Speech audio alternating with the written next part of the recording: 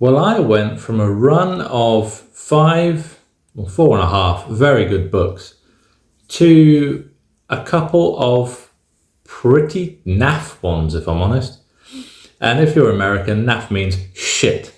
So the first one was this one, The Neighbours. Now, I have a bit of a 50-50 relationship with Ania's books, in that some of them disgust me, some of them are actually quite good, and then there are now apparently ones that are genuinely awful.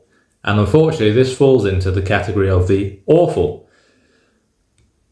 The first book of hers I read was The Shuddering. Now, I thought that was rubbish. I really did. I DNF'd that. I couldn't get past 20% of that book.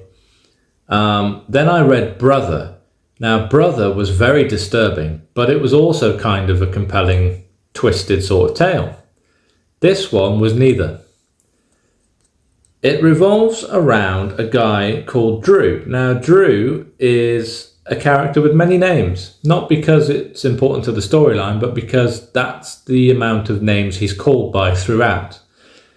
Sometimes he's referred to as Drew, sometimes he's referred to as Andrew, and sometimes he's referred to as Andy. And that's really irritating. Now, he has a big argument with his mum, who is a drunk, and he moves out. And he moves in with an old school friend of his, who lives in a dilapidated house on Magnolia Lane or Drive, Magnolia something. And next door is the perfect epitome of the nicest house you could imagine, down to the white picket fence.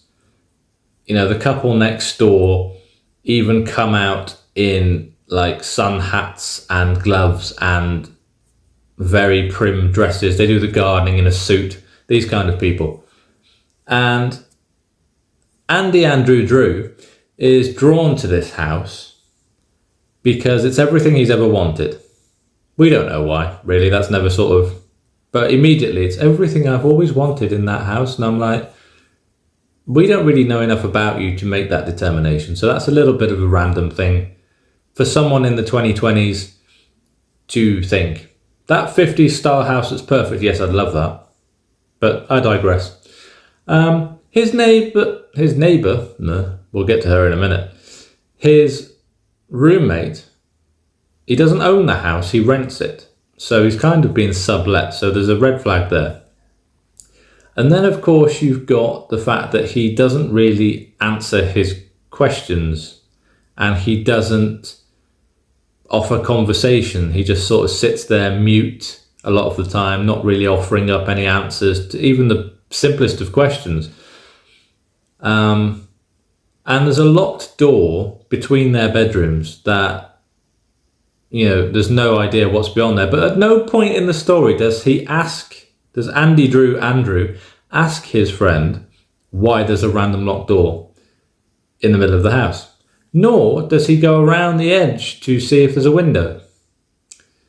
So, go figure. Anyway, The Neighbours. Now, you have Red, who is the husband, and you have the woman whose name escapes me, but it's something stupid like Marlowe or something like that. But she becomes obsessed with Andrew Drew Andy, and she wants him in multiple ways. It's a little bit creepy, but a little bit meh. And the long and the short of the story is, without really spoiling it, would be that she has a, let's call it a hobby.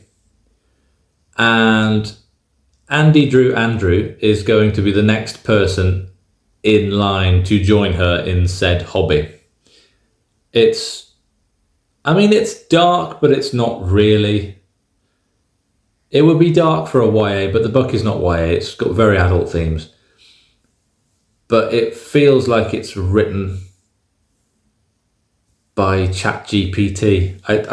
That's probably the best I can come up with it. I mean, obviously it wasn't. It was written before that was around, but it just feels weak and it's incredibly predictable. As soon as the hobby is revealed, you know what's going to happen. You're 100% certain of what's going to happen.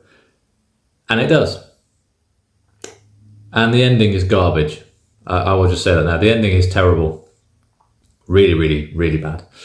So yeah, I don't recommend this book at all. I think it's terrible. I think it's very badly written. And if you don't pull your hair out with all the references to the different forms of Andrew, then you'll probably do it from frustration at how predictable and samey the story is.